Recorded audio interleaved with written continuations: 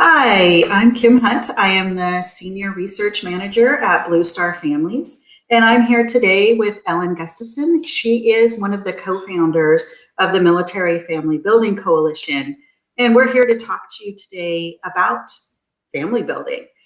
And some of you may be wondering, what is family building? Well, family building refers to the idea that there are different paths to parenthood, that individuals or couples can choose to expand their family. This is often a hidden issue. People don't often talk about building their family or any sort of challenges or issues that come up with that.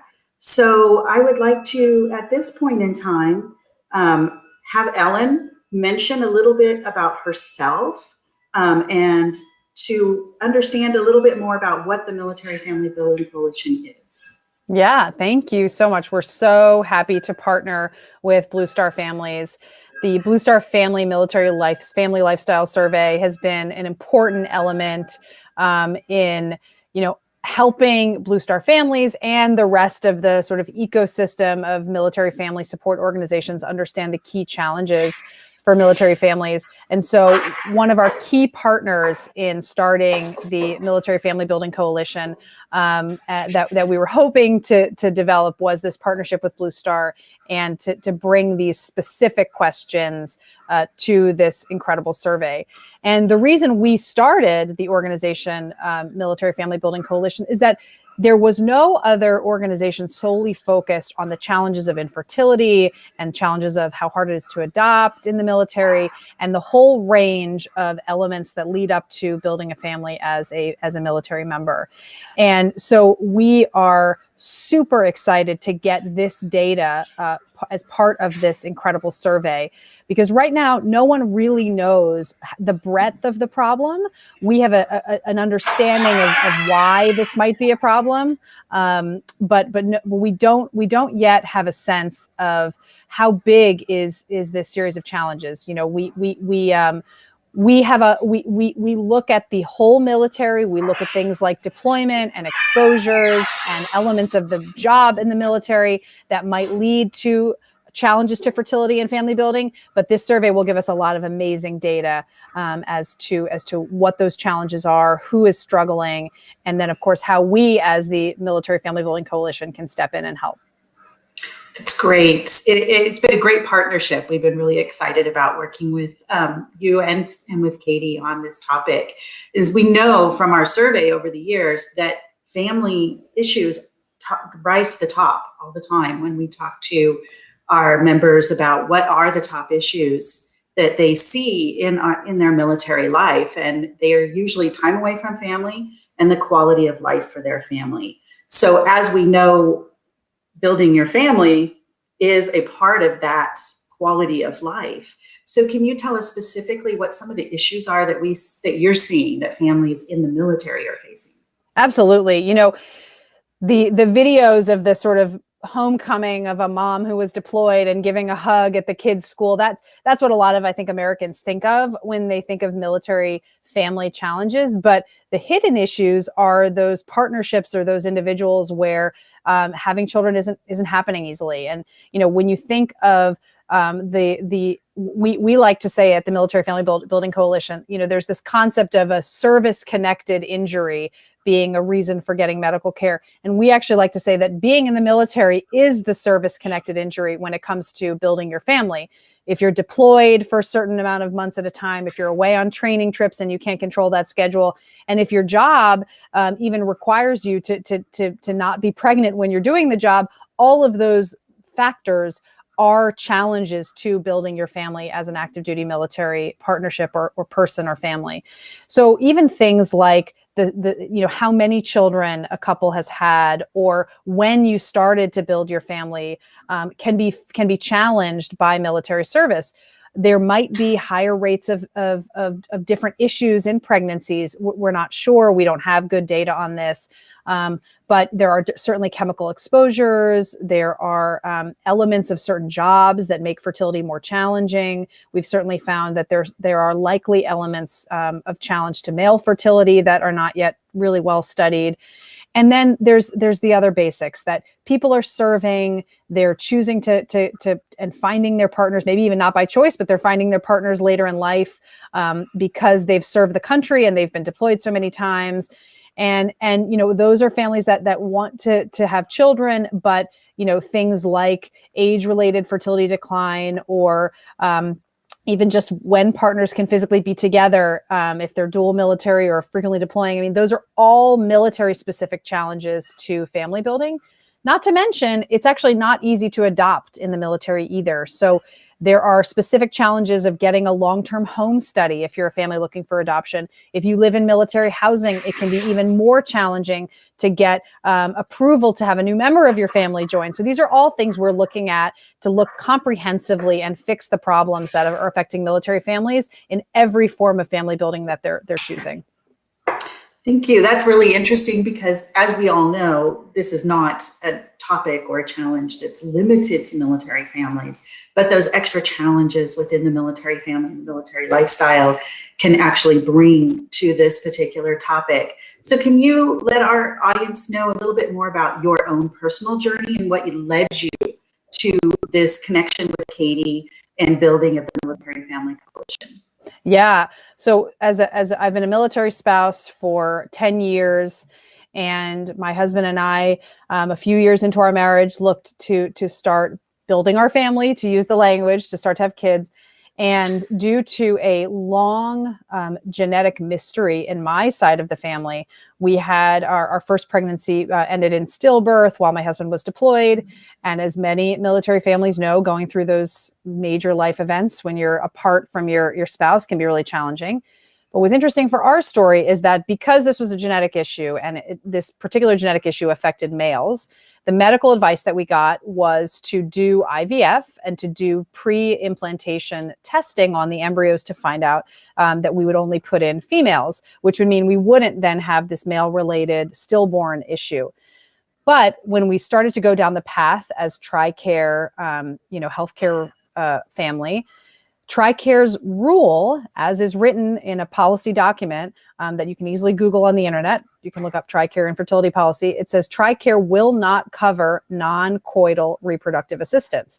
That literally means that this thing that you can't do when you're physically separated from your partner, coitus, TRICARE won't help you if you're not physically together. And of course, that's specifically hurting military families who are not physically together by the nature of their job.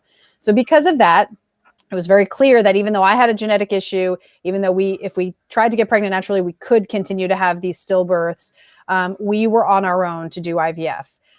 For our issues of being separated and my husband's frequent deployments and the process of IVF, it took us 6 different IVF cycles to get the number of female embryos that we had. And in the process, we actually did a private study on our own family to get our own genetic information about why these stillbirths were happening. The end of our story is a good one. We ended up finding out the cause of the genetic issue.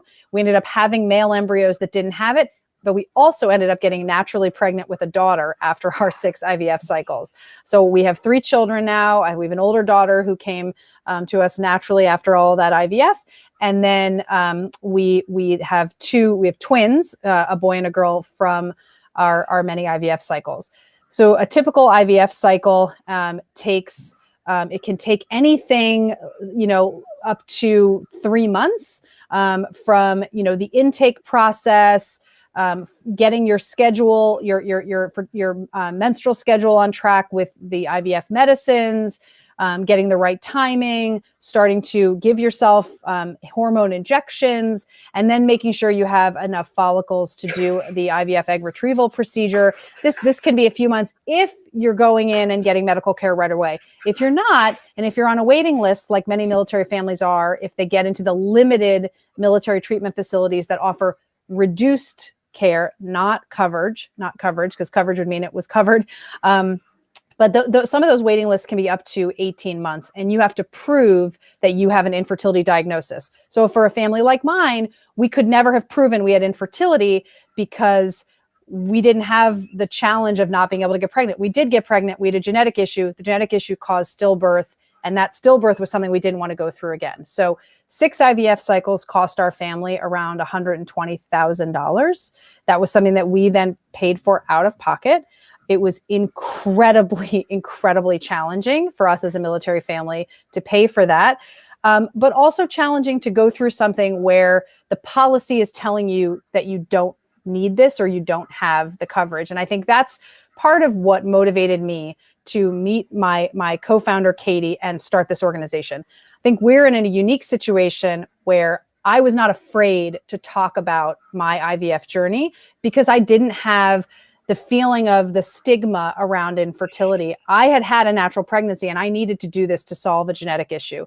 And so many families that I've met in the military over the years are struggling with the stigma as well. So we're hoping that our existence is showing this is a bigger problem than anyone realizes, and that this survey will give even more data. If 1 in 8 people, couples in the general population are struggling with infertility, if that's the low number that we have in the military, that's a big enough population that we need to do something. But we believe that that combined with 1 in 4 pregnancies ending in miscarriage, those are big numbers. And those are populations in our military that need care. And we want to show that we have those numbers and go back and prove, especially to Congress, that people need care. Thank you for sharing that, Ellen. I know that, as you mentioned, it is a very personal journey. And for many families, it's not as easy to share this journey and to come out and ask for help. And so leading to that, you had mentioned you met Katie and you guys formed the Military Family Building Coalition. What exactly does the Military Family Building Coalition do for families who contact you? Yeah, so we started our organization as 2 women who had gone through different elements of the family building journey and also talked to a lot of other families. What we learned was that the answer of helping people fund their individual journeys was going to be way too big for one organization to take on, but that there were other challenges that we could help to address along the way. So the Military Family Building Coalition was co-founded with 4 main pillars. One was to educate service members. So we're really happy that Blue Star Families is helping us do that and reach out to service members. We make a joke that you don't read your TRICARE benefits when you join the military or marry someone in the military. So you don't understand that this is not a covered benefit until you get down the pathway of having some family building challenges. We want to help military families understand what the resources are, what's available, and what's not available sooner than later. Number 2 is educating the American public, our second pillar. We believe that the American public will be firmly on the side of military families in supporting an expansion of care to cover military families to help build their families and have children.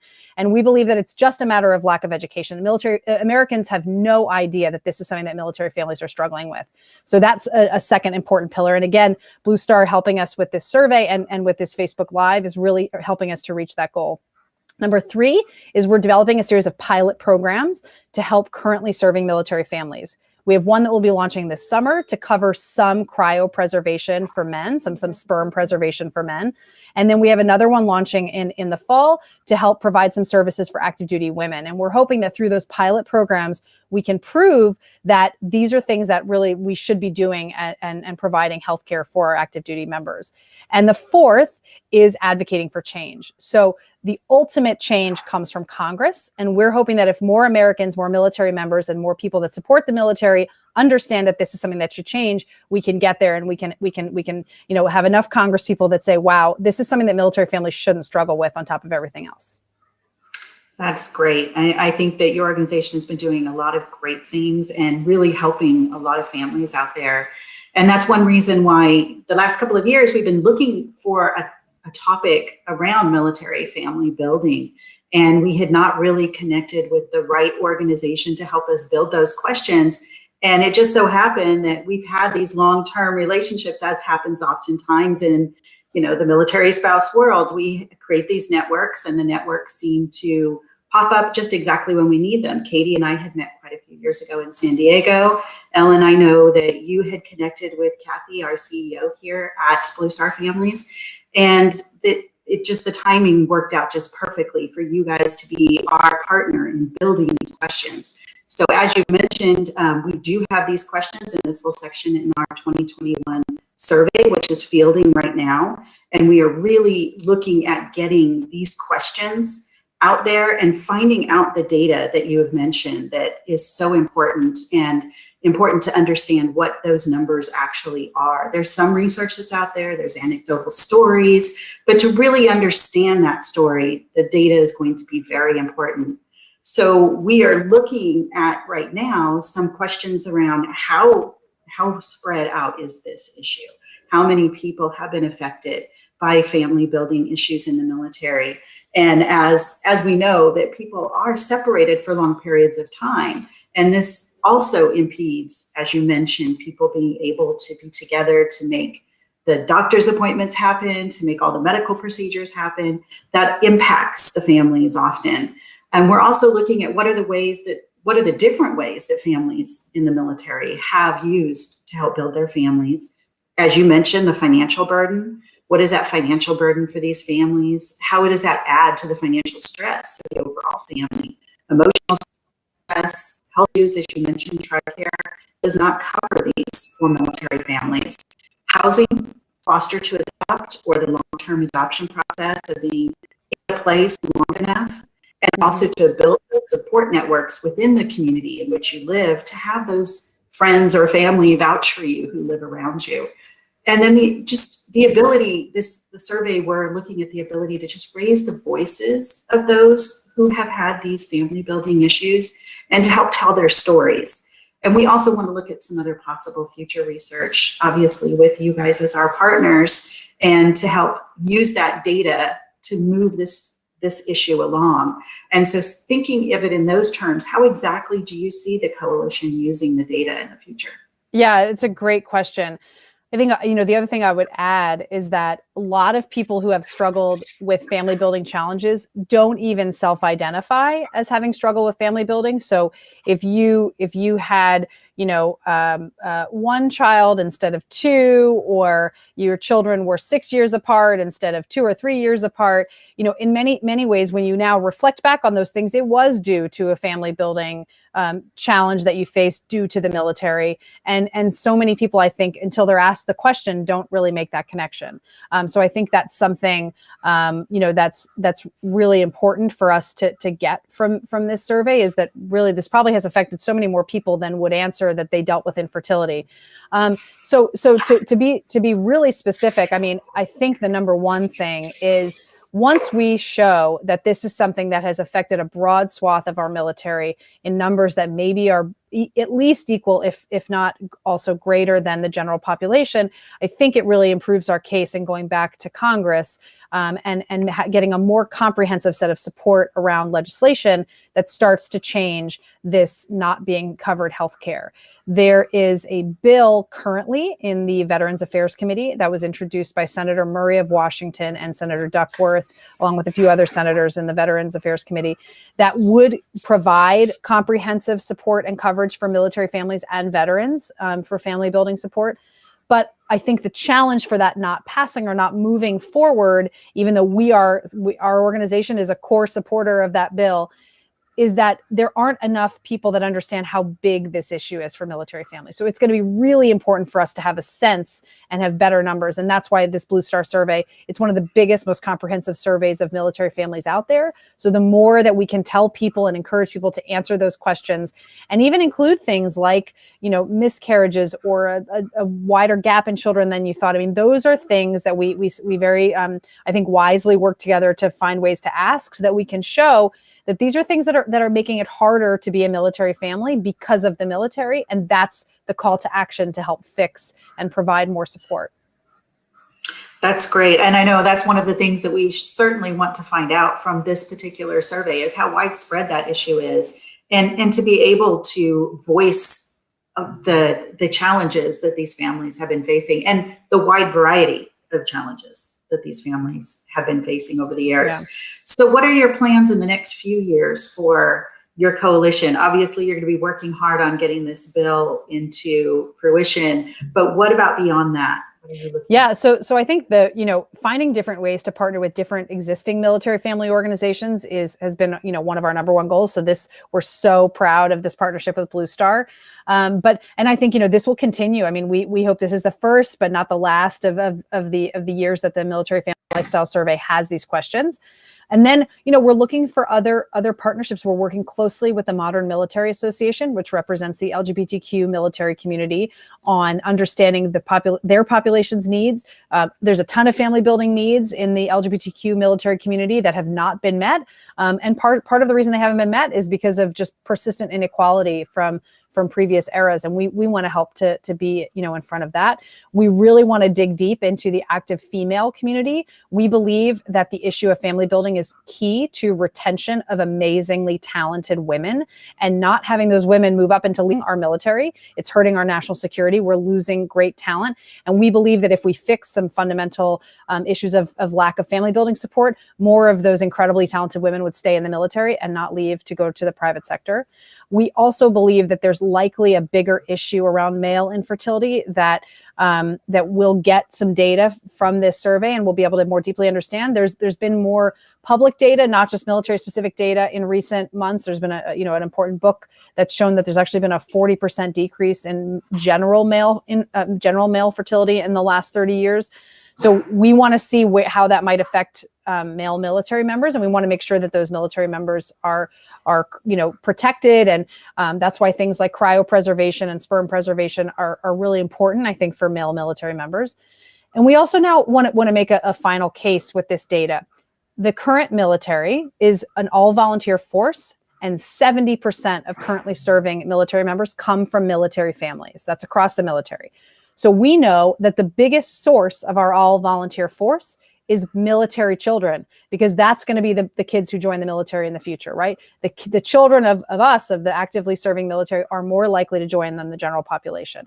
So if we don't have the children that we want to have as active military families, that could hurt our national security in the future, because our all-volunteer force really does depend on our children then going up and signing to serve. So we see understanding this data and understanding this need as a key element of actually national security in the future, not just because it's the right thing to do, but because it's a really important thing for our American national security.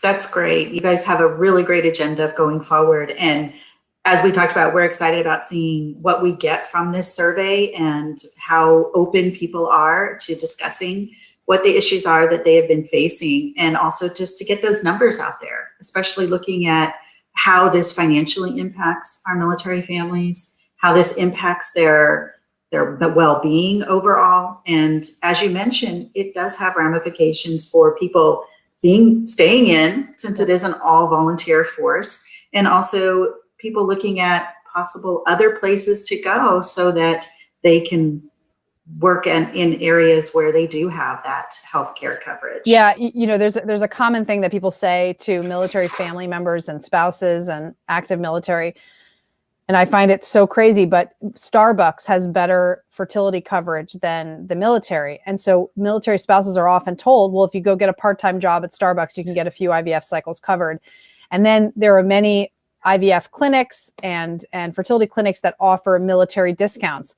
And I like to say, I don't think we should be asking our military families to go and find a military discount to have children. I think that should be part of the basic provision of healthcare coverage that we offer to military families. And I think that's the way we want to look at it, is that the idea that we're telling military families to go get a job at Starbucks, which is amazing that they offer that coverage, really seems a little bit insulting when you're also asking these people to be our main source of our national security. So I think if we change the way we look at it and understand this is a basic healthcare issue, we really have the opportunity to expand this very quickly. Well, and as you mentioned, it is a hidden issue because people don't always talk about it. People don't mention it to their new friends when they move to a new area. And so having the data will also inform people of how widespread this issue can be and how detrimental it can be to some of our military families. Absolutely.